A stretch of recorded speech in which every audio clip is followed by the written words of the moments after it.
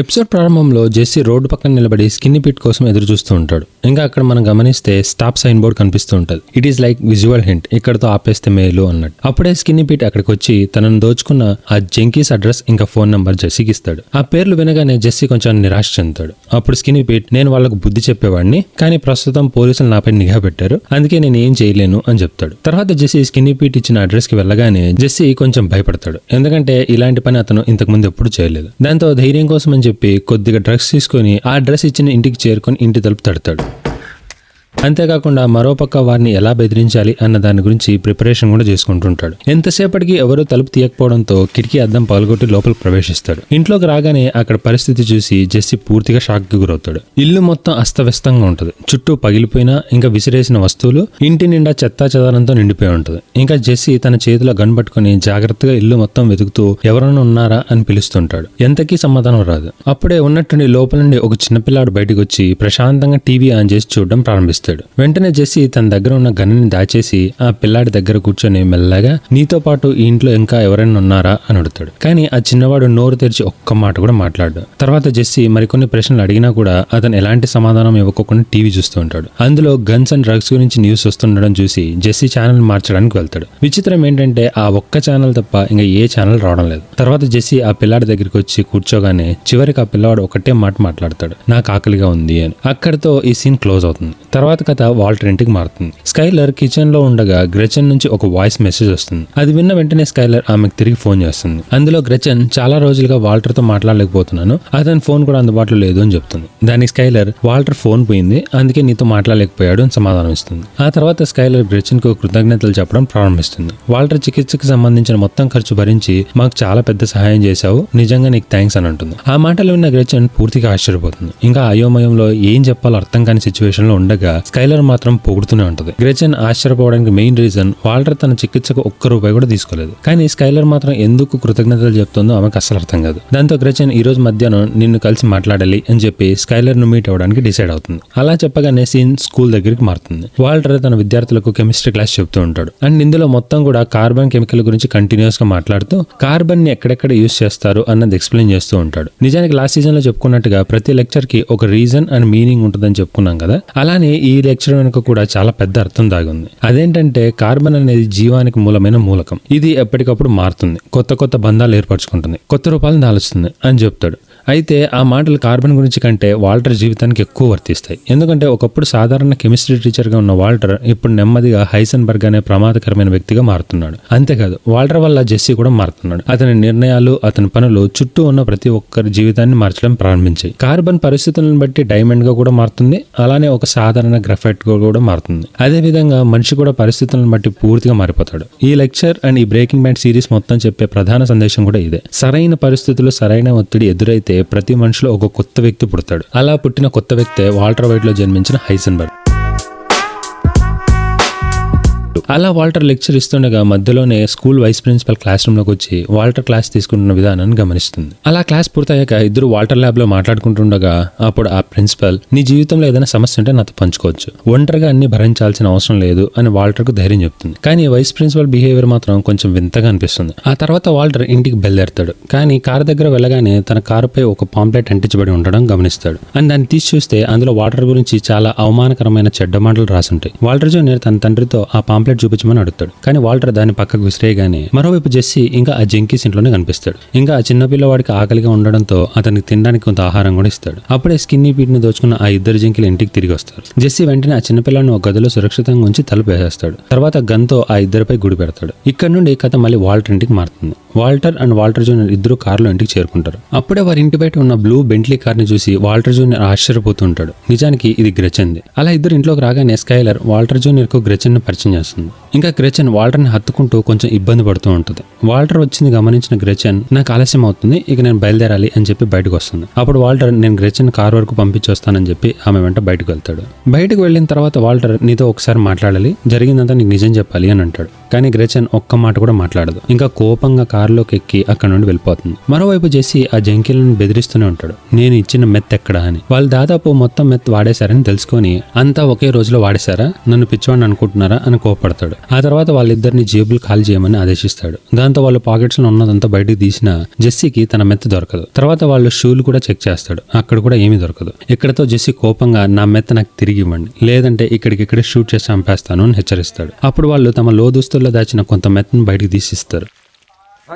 అయినా కూడా మొత్తం మెత్ అందులో ఉండదు. దాంతో ఆ వ్యక్తి మిగిలిన మెత్తును ఆమె ఎక్కడో పడేసింది అని చెప్తాడు. జెస్సీ మళ్ళీ కోపంతో బెదిరిస్తుండగా ఆ చిన్నపిల్లవాడు గది నుంచి బయటకు వచ్చేస్తాడు. ఆ పిల్లాన్ని చూసిన జెస్సీ ఒక్కసారిగా గన్ని దాచిపెట్టి ఆలోచనలో పడిపోతాడు. అదే ఆలోచనతో ఆ ఇద్దరు జంకీలను చూసి ఈ రోజు నుంచి మీరు డ్రగ్స్ వాడకూడదు, మిమ్మల్ని మళ్ళీ డ్రగ్స్ కు దగ్గర కాకుండా చేయడమే నా లక్ష్యం అని గట్టిగా చెప్తాడు. అప్పుడు ఆ వ్యక్తి నీ డబ్బు నీకు తిరిగిస్తాం, కానీ అది వెనక గదిలో ఉంది అని చెప్తాడు. జెస్సీ అతని వెంట వెళ్లి చూడగా అక్కడ ఒక భారీ ఏటీఎం మిషన్ కనిపిస్తుంది. ఆ వ్యక్తి జెస్సీతో ఈ ఏటీఎం ని పగలగొట్టడానికి నాకు సహాయం చేయి, లోపల ఉన్న డబ్బులు నీ వాటా నీకు ఇస్తాను అని అంటాడు. అంతేకాక ఇది ఎవరిని నేరుగా నష్టపరిచే నేరం కాదు, పోలీసులు కూడా పెద్దగా పట్టించుకోరు అని అబద్ధం చెప్తాడు. అయితే అది ఎందుకు అబద్ధం చెప్పారో మనకి నెక్స్ట్ సీన్స్ లో తెలుస్తుంది. అంతలో ఆ జంకీ ఏటీఎం మిషన్ ను పగలగొట్టడానికి ప్రయత్నాలు ప్రారంభిస్తాడు. అదే సమయంలో జెస్సీ ఆ చిన్నపిల్లవాడిని చూడడానికి లోపలికి వెళ్తాడు. ఇందులో ఆ వ్యక్తి ఎంత ప్రయత్నించినా ఏటీఎం మిషన్ పగలదు. అప్పుడు అతను జెస్సీని చూసి కొంచెం మెత్త నీవు, అది తీసుకుని నాకు బలం వస్తుంది, అప్పుడు ఈ మిషన్ పగలగొట్టగలను అని అంటాడు. జెస్సీ అతనికి కొంత మెత్త ఇస్తాడు. ఆ తర్వాత ఆ వ్యక్తి మళ్ళీ ఏటీఎం ను పగలగొట్టడానికి ప్రయత్నాలు ప్రారంభిస్తాడు. మరోవైపు గ్రెచెన్, వాల్టర్ ఒక రెస్టారెంట్ లో కూర్చొని మాట్లాడుకుంటూ ఉంటాగా అప్పుడు గ్రెచెన్ వాల్టర్ తో నీ జీవితంలో అసలు ఏం జరుగుతుంది, నీ చికిత్స ఖర్చు నేనే భరిస్తున్నానని స్కైలర్ అండ్ వాల్టర్ జూనియర్ ఎందుకు అబద్ధం చెప్పావు అని అడుగుతుంది. దానికి వాల్టర్ నాకు కొంచెం సమయం కావాలి, త్వరలోనే నా కుటుంబానికి మొత్తం నిజం చెప్తాను అని సమాధానం ఇస్తాడు. తర్వాత గ్రెచెన్ కంటిన్యూ చేస్తూ నేను నీకు డబ్బు ఇవ్వడం లేదు, ఇన్సూరెన్స్ కంపెనీ కూడా మొత్తం ఖర్చు భరించలేదు, అయితే ఈ చికిత్సకు కావాల్సిన డబ్బు ఎక్కడి నుంచి వస్తుంది అని ప్రశ్నిస్తుంది. వాల్టర్ మాత్రం అది నీకు సంబంధం లేని విషయం అని కఠినంగా చెప్పాక నా సైడ్ నుండి ఉన్నది ఒకే ఒక తప్పు, అది కూడా నీ దగ్గర డబ్బు తీసుకున్నానని చెప్పడం, దానికి క్షమించు అని అంటాడు. అయినప్పటికీ గ్రెచెన్ కోపం తగ్గదు. కొద్దిసేపటికి మాటలు గతాన్ని గుర్తు చేసే దిశగా వెళ్తాయి. అదే బాధతో గ్రెచెన్ ఈ కంపెనీ మనం కలిసి చేసిన పరిశోధన, నా కష్టం, వాటి మీద నువ్వు నిర్మించిన కంపెనీ ఇప్పుడు విజయవంతమైంది, కానీ నాకు మాత్రం ఏమీ దక్కలేదు అని తన మనసులో బాధను బయటపెడుతుంది. కానీ వాల్టర్ మాత్రం తన కోపాన్ని ఇంకా బాధని మొత్తం బయటపెడుతూ నా కష్టాన్ని మీరు దొంగలించి దాని మీద సామ్రాజ్యాన్ని కట్టుకున్నారు, ఇంకేం సుఖంగానే ఉన్నారు కదా, మళ్ళీ ఇదెందుకు అని చాలా కఠినంగా ఇంకా గ్రెచెన్ మనసు గుచ్చుకునేలాంటి మాటలు మాట్లాడతాడు. దాంతో గ్రెచెన్ బాధగా అక్కడి నుండి లేచి వెళ్ళిపోతుంది.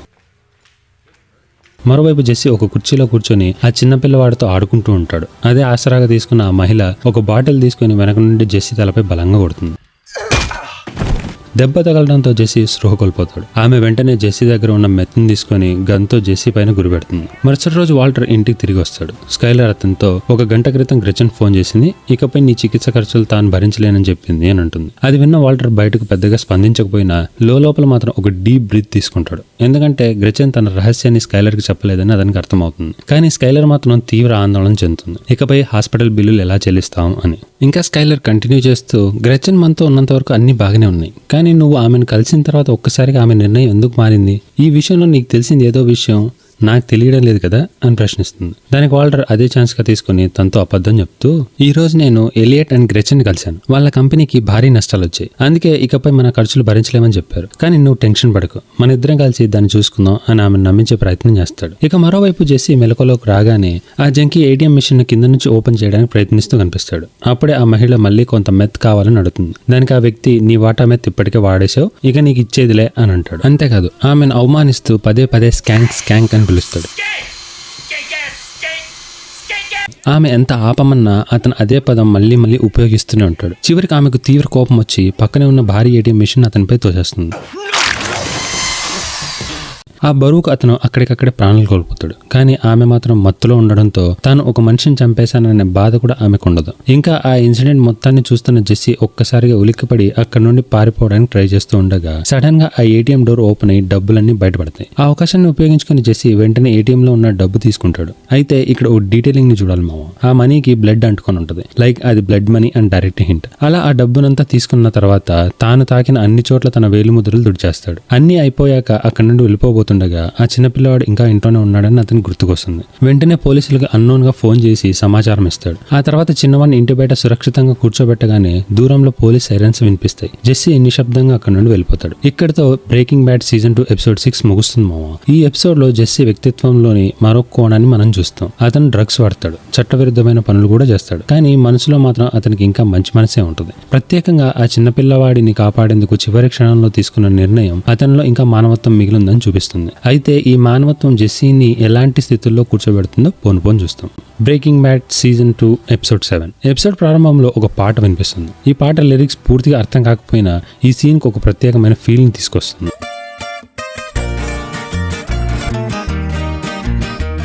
La ciudad de una nueva droga que los gringos esa droga pues le faltaron y le quedó bien a nuevo. Episode starting లో వాల్టర్ ఒక స్టూడెంట్ కి తనకు వచ్చిన మార్క్స్ గురించి క్లాస్ చెప్తూ ఉంటాడు. ఇంకా ఆ అబ్బాయి పాస్ మార్క్స్ కోసం వాల్టర్ మామ దగ్గరికి వచ్చి ఉంటాడు. మీలో ఎంతమంది ఇలా మార్క్స్ కోసం మీ ప్రొఫెసర్ దగ్గరికి వెళ్లారో కామెంట్ చేయండి మామ. అలా అబ్బాయికి మార్క్స్ ఇవ్వకుండా పంపించేశాక క్లాస్ ముగిసిన తర్వాత తన సీక్రెట్ ఫోన్ నుంచి జెస్సీకి కాల్ చేస్తాడు. కానీ జెస్సీ ఫోన్ ఎత్తాడు. దాంతో వాల్టర్ నేరుగా జెస్సీ ఇంటికి వెళ్తాడు. తలుపుని ఎన్నిసార్లు తట్టినా జెస్సీ మాత్రం తీయడు. వాల్టర్ కోపం వచ్చి గట్టిగా అరవడం ప్రారంభిస్తాడు. ఆ శబ్దం విని జేన్ బయటకు వస్తుంది. తనను తాను అపార్ట్మెంట్ మేనేజర్గా పరిచయం చేసుకుంటూ మీకేమైనా సహాయం చేయాలా అని అడుగుతుంది. దానికి వాల్టర్ జెస్సీ గదికి ఉన్న మాస్టర్కి ఇవ్వగలరా అని అడుగుతాడు. కానీ జేన్ వెంటనే నిరాకరిస్తుంది. అప్పుడు వాల్టర్ ఒక అద్భుతమైన విషయాన్ని చెప్తాడు మామ. Look, I'm his father, all right? నిజానికి ఈ లైన్స్ మొత్తం సిరీస్ లో వీళ్ళిద్దరి రిలేషన్ కి పర్ఫెక్ట్ గా సింక్ అవుతుంటాడు. జేన్ మాత్రం ప్రశాంతంగా మీ కుటుంబ విషయాల్లో నేను జోక్యం చేసుకోను, క్షమించండి నేను కీ ఇవ్వలేను అని చెప్తుంది. అప్పుడే జెస్సీ తలుపు తెరిచి Come on in, Dad. లోపలికి వెళ్ళిన వెంటనే వాల్టర్ కోపంగా నేను ఇంతసేపు నీకు ఫోన్ చేస్తున్నా కానీ నువ్వు ఇక్కడ కూర్చొని డ్రగ్స్ తీసుకుంటున్నావు అని అంటాడు. దానికి జెస్సీ నేను నీ కాల్ ఉద్దేశపూర్వకంగా నెత్తలేదు, ఎందుకంటే నేను మన బిజినెస్ ని చూసుకుంటున్నాను అని సమాధానం ఇస్తాడు. వాల్టర్ ఆశ్చర్యపడి ఏ బిజినెస్ అని అడుగుతాడు. జెస్సీ కొంచెం వ్యంగ్యంగా మర్చిపోయావా, మన వాళ్ళను దోచుకునే వాళ్ళను హ్యాండిల్ చేయమని నువ్వే చెప్పావు కదా అని గుర్తు చేస్తాడు. వెంటనే వాల్టర్ నేను ఎవరిని చంపమని చెప్పలేదు, వారిలో నీ మీద భయం కలిగించమన్నాను అంతే అని అంటాడు. అప్పుడు జెస్సీ ఇప్పటికే ఆలస్యమైంది, ఆ వ్యక్తి చనిపోయాడు అని చెప్తాడు. ఆ తర్వాత ఏటీఎంల నుంచి తీసుకున్న డబ్బులు వాల్టర్ వాటాన్ని అతనికి ఇస్తాడు. అలాగే కొన్ని బుల్లెట్ షెల్స్ కూడా కనిపిస్తాయి. వెంటనే వాల్టర్ అంటే నువ్వు అతన్ని చంపేశావా అని అడుగుతాడు. జెస్సీ వెంటనే నేను చంపానని ఎప్పుడన్నాను అని సమాధానం ఇస్తాడు. You get on. All right? Just want to forget.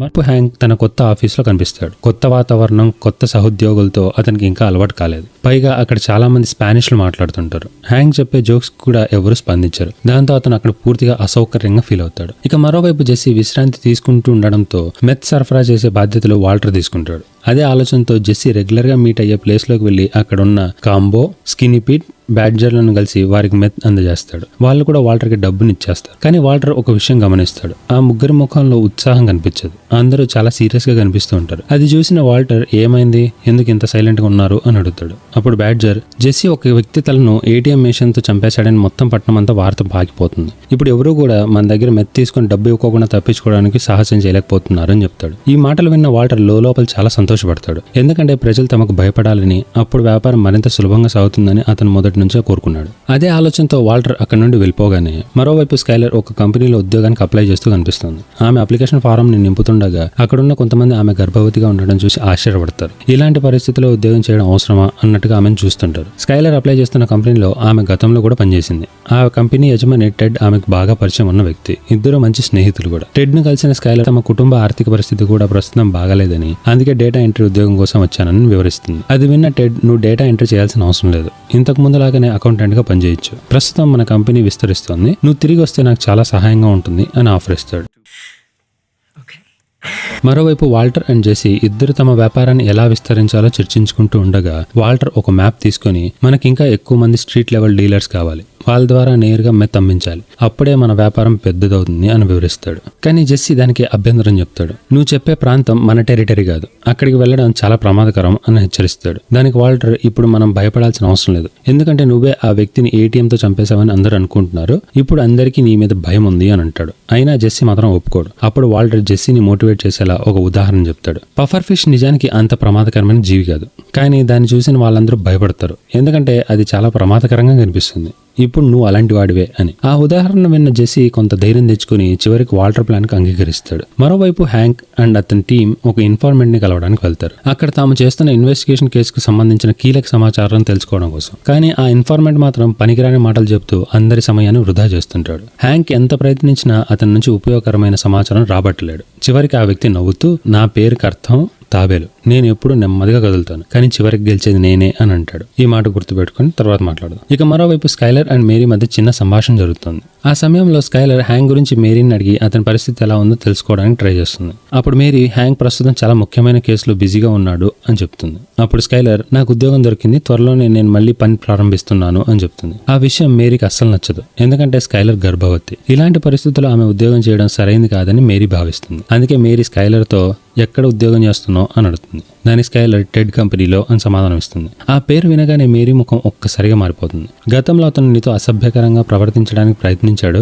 అలాంటి వ్యక్తి దగ్గర మళ్ళీ ఎలా వెళ్తున్నావు అని అడుగుతుంది. కానీ స్కైలర్ మాత్రం అప్పుడు అతను మద్యం మత్తులో ఉన్నాడు, ఆ విషయం గురించి తర్వాత చాలా సిగ్గుపడ్డాడు అని చెప్తుంది. దాంతో మేరీ ఒక్క విషయం మాత్రం ఎప్పటికీ మర్చిపోకు, నీకు ఎప్పుడైనా మా సహాయం అవసరమైతే మేము ఎప్పుడు నీకు తోడుగా ఉంటాం అని ధైర్యం చెప్తుంది. మరోవైపు వాల్టర్ అండ్ వాల్టర్ జూనియర్ కలిసి బ్రేక్ఫాస్ట్ చేస్తూ ఉంటారు. అప్పుడే స్కైలర్ ఉద్యోగానికి వెళ్లేందుకు సిద్ధమవుతుంది. నువ్వు ఉద్యోగం చేయాల్సిన అవసరం లేదు, ఈ పరిస్థితుల్లో పనిచేయడం నీ ఆరోగ్యానికి మంచిది కాదు అని అంటాడు. దానికి స్కైలర్ నేను చేసే పని కేవలం అకౌంటెంట్ ఉద్యోగం మాత్రమే, రోజంతా కూర్చొని చేసే పని, పెద్దగా శ్రమ ఉండదు అని సమాధానం ఇస్తుంది. అప్పుడు వాల్టర్ అక్కడ ప్రమాదకరమైన కెమికల్స్ ఉండడం వల్లే కదా నువ్వు ఆ ఉద్యోగం వదిలేసావు, ఇప్పుడు మళ్ళీ ఎందుకు వెళ్తున్నావు అని అడుగుతాడు. దానికి స్కైలర్ ఇప్పుడు ఆ కెమికల్స్ అక్కడ లేవు, కంపెనీ వాటిని ఉపయోగించడం కూడా ఆపేసింది అని చెప్పి అందరికీ బాగా చెప్పేసి ఉద్యోగానికి వెళ్ళిపోతుంది. మరోవైపు జెస్సీ తన అపార్ట్మెంట్ బయటకు వస్తాడు. అక్కడ జేన్ కూర్చొని ఒక పెయింటింగ్ ని గీస్తూ ఉంటుంది. జెస్సీ నవ్వుతూ నువ్వు టీవీ చూడడం మిస్ అవుతున్నావేమో అని సరదాగా అంటాడు. అలాగే ఆమె డ్రాయింగ్ ని చూసి ప్రశంసించగానే అప్పుడు జేన్ నేను టాటూ ఆర్టిస్ట్ కావాలనేది నా కల అని చెప్తుంది. దానికి జెస్సీ నవ్వుతూ టాటూ ఆర్టిస్ట్ కావాలనుకునే వ్యక్తి తన శరీరంపై ఒక్క టాటూ కూడా వేయించుకోకపోవడం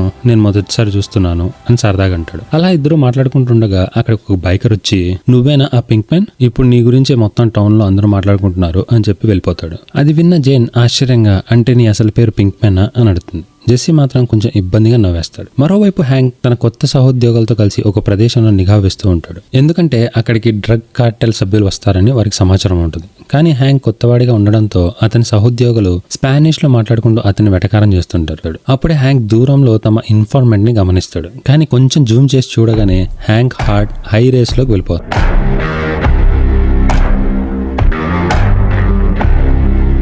డ్రగ్ కార్టెల్ సభ్యులు ఆ ఇన్ఫార్మెంట్ తలను నరికి ఒక తాబేలు మీద పెట్టి పంపించాడు. ఈ దృశ్యం చూసి హ్యాంక్ పూర్తిగా షాక్ కు గురవుతాడు. అతని భయాన్ని చూసి అక్కడ ఉన్న కొందరు అధికారులు నవ్వుతుండగానే హ్యాంక్ తన కారు దగ్గరికి వెళ్లి ఊపిరి తీసుకుంటూ ఉండగా అకస్మాత్తుగా ఒక భారీ పేలుడు సంభవిస్తుంది. ఆ తాబేలుకు దగ్గరగా నిలబడి ఉన్న అధికారులు తీవ్రంగా గాయపడతారు.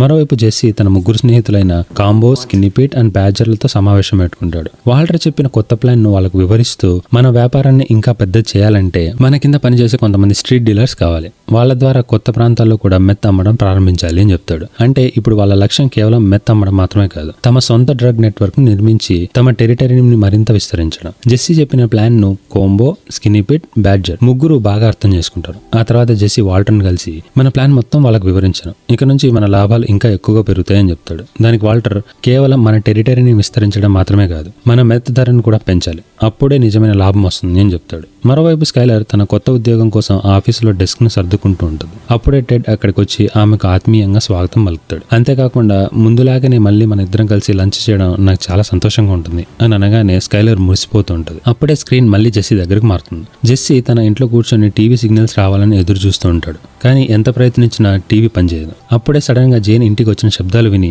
తనేం చేస్తుందో అని చెప్పి మొత్తం గోడ అటువైపుగా వింటూ మెల్లగా ఇంటి వెనక వైపుకు వస్తాడు. కాసి అక్కడికి జేన్ వచ్చి ఉంటది. తర్వాత అక్కడే జెస్సీ జేన్ తో జరిగిన విషయాలన్నీ నిజాయితీగా ఆమెకు చెప్తాడు. ఆ తర్వాత కొంచెం భయపడుతూ ఇవన్నీ తెలిసిన తర్వాత నన్ను ఇంటి నుంచి పంపించేయు కదా అని అడుగుతాడు. దానికి జేన్ ఎలాంటి సమాధానం ఇవ్వకుండా ఉండడంతో జెస్సీ ఆ వాతావరణాన్ని మార్చేందుకు నేను కొత్తగా ఒక స్క్రీన్ తీసుకొచ్చాను, వచ్చి చూస్తావా అని జేన్ ఆహ్వానిస్తాడు. ఆ మాటతో జేన్ జెస్సీ ఇంటికి వస్తుంది. ఇద్దరు టీవీ ముందు కూర్చుంటారు. కానీ టీవీలో సిగ్నల్స్ మాత్రం పనిచేయకపోవడంతో పరిస్థితి కొంచెం ఇబ్బందికరంగా మారుతుంది. ఆ నిశ్శబ్దాన్ని చెరిపేస్తూ జేన్ మెల్లగా జెస్సీ చేతిని పట్టుకుంటుంది. ఇక్కడతో సీజన్ 2 ఎపిసోడ్ 7 ముగుస్తుంది మావా. నెక్స్ట్ ఎపిసోడ్ లో హ్యాంక్ ఇంకా ఎలాంటి సిచ్యువేషన్స్ ని ఫేస్ చేస్తాడు, జేన్ అండ్ జెస్సీ మధ్య ఎలాంటి రిలేషన్ స్టార్ట్ అవుతుంది, స్కైలర్ ఎందుకని జాబ్ లో జాయిన్ అయింది, ఇలా చాలా ప్రశ్నలకి సమాధానాలను తెలుసుకుందాం. సో వితౌట్ ఎనీ ఫర్దర్ అడు let's jump into the breaking bad season 2 episode 8.